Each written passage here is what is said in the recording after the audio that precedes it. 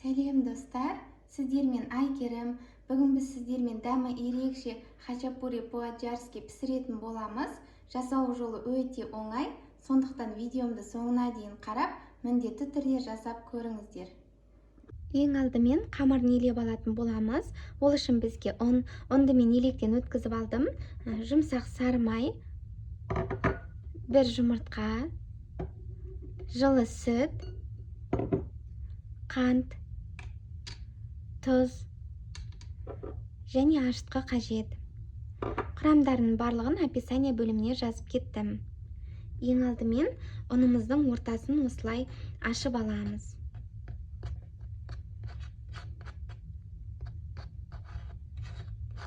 Енді ортасына ашытқымызды, тұзымызды, қантымызды саламыз. Жылы сүтіміздің жартысын ғана құямыз. Енді осыны кішкене ғана араластырып алатын боламыз. Ашытқымыз, қантымыз, тұзымыз кішкене ерігенше араластырып аламыз.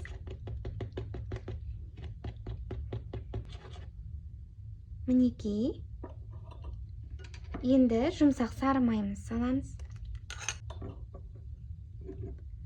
Қалған сүтіміздің барлығын құйып жібереміз. Бір жұмыртқамызды жарып саламыз. Енді жақсылап қамыр елеп алатын боламыз.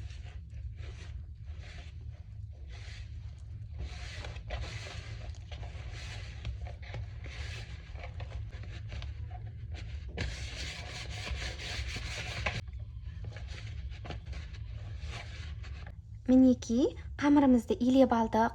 Қамырымыз жұмсақ емес, қаттырақ болып шығады. Енді бетін салафанмен жауып, жылы орамалмен орап, жылы жерге 1 сағатқа қойып алатын боламыз. Әзірге салмасын дайындап аламыз. Салмасына ірімшік менде сливочный ханский, бірақ тоңазытқыштарыңызда қандай ірімшік бар, қолдана берсеңіздер болады. Брынза және сметана қажет. Ірімшікті теркадан өткізіп аламыз.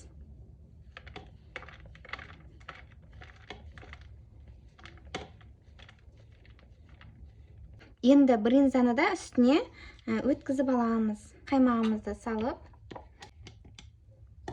жақсылап араластырамыз.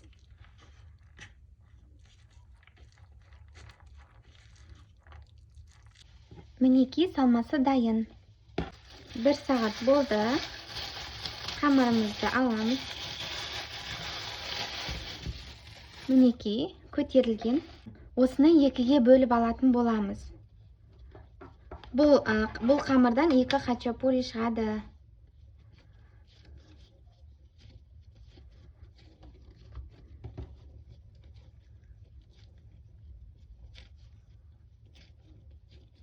Енді қазір астыларына пергамент қағазын қойып, бірден осы қағазын бетіне жаятын боламыз. Қазір біреуін жайып аламыз, оған дейін екіншісінің бетін орамалмен жауып, бір шетке алып қоясыздар.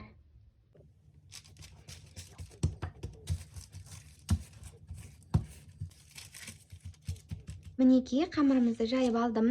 Ұзақ жайған жоқпын. Оқтауымызды бір жүргізіп өтсек жеткілікті. Енді салмамыздың жартысын саламыз.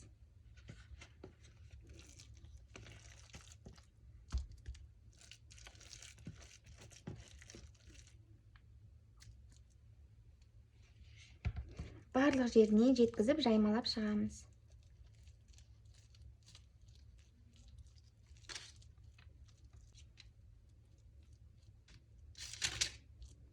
Мінекей, жаймалап шықтық. Енді шешетін қайырамыз.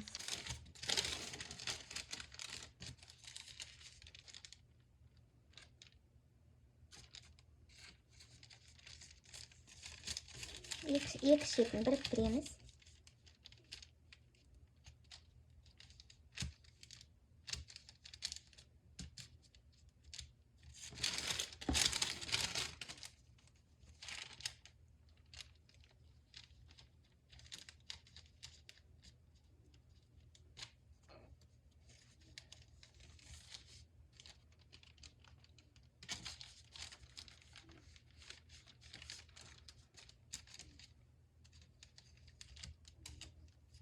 тағы да ең шеткі жерін асты жағына қарай қайырып жібереміз.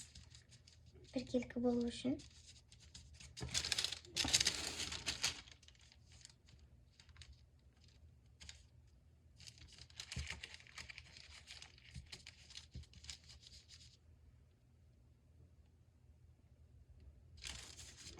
Мінекей дайын. Жұмыртқамызды шет-шетіне ғана, қамырына ғана жағып шығамыз.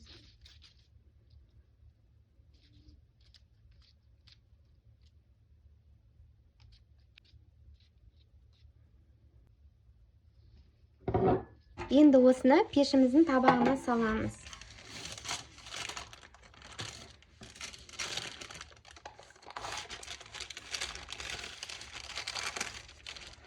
Қызып тұрған пешімізде 200 градуста қамыры қызарғанша 15-20 минут пісіріп алатын боламыз.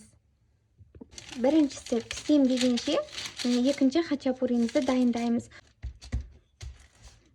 Ешқандай ұн сеуіп, май жағып қажет емес. Мінекей осылай бір ғана жүргізіп өтсеңіздер жетеді оқтаумен. Қолымызбен шешетін түзулеп жібереміз. Мінекей жайып алдық. Енді үстіне қалған салмамызды салып шығамыз.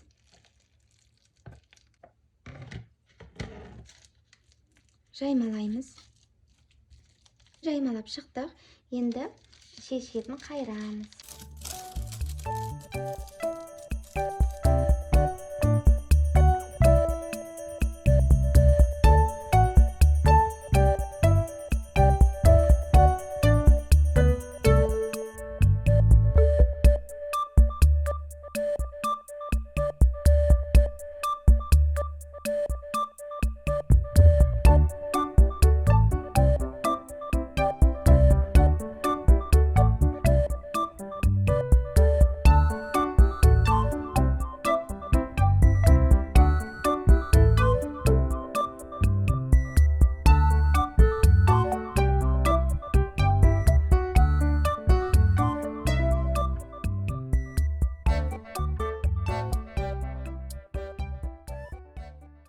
Екінші хачапури да дайын. Хачапури пісті. Енді осыны бірден ыстық кезінен сары майымызды жағып шығамыз. Суытып жақпайсыздар. Пештен бірден шығарған кезде жағып шығасыздар. Мінекей майымызды жағып шықтық. Енді ортасынан кішкене ғана ашамыз. Енді осы жерге жұмыртқаның тек сарысын ғана салатын боламыз.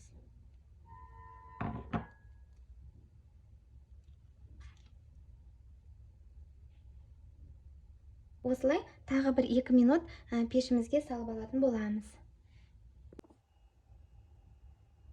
Мінекей хачапури толық дайын болды. Енді осыны сыртқа шығарып суытатын боламыз. Табағына келесі екінші хачапуримізді саламыз.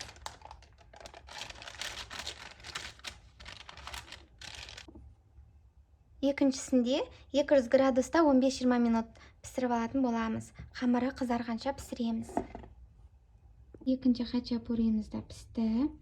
Ыстық күйінде біріншідегідей шет-шетіне қамырына сары майымызды жағып шығамыз.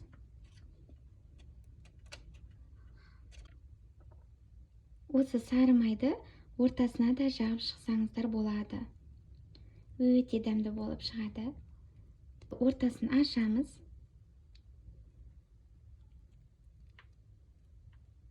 Кішкене тесік жасаймыз осындай дырочка.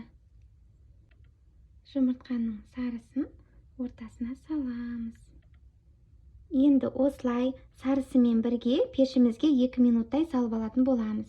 Біздің хачапуриларымыз пісті, өте дәмді болып шықты. Қамыры да жұмсақ. Міндетті түрде жасап көріңіздер. Каналыма тіркеліп, қолдап кетуді ұмытпаңыздар. Ешқандай шанышқысыз қолдарыңызбен жей беріңіздер. Ас болсын.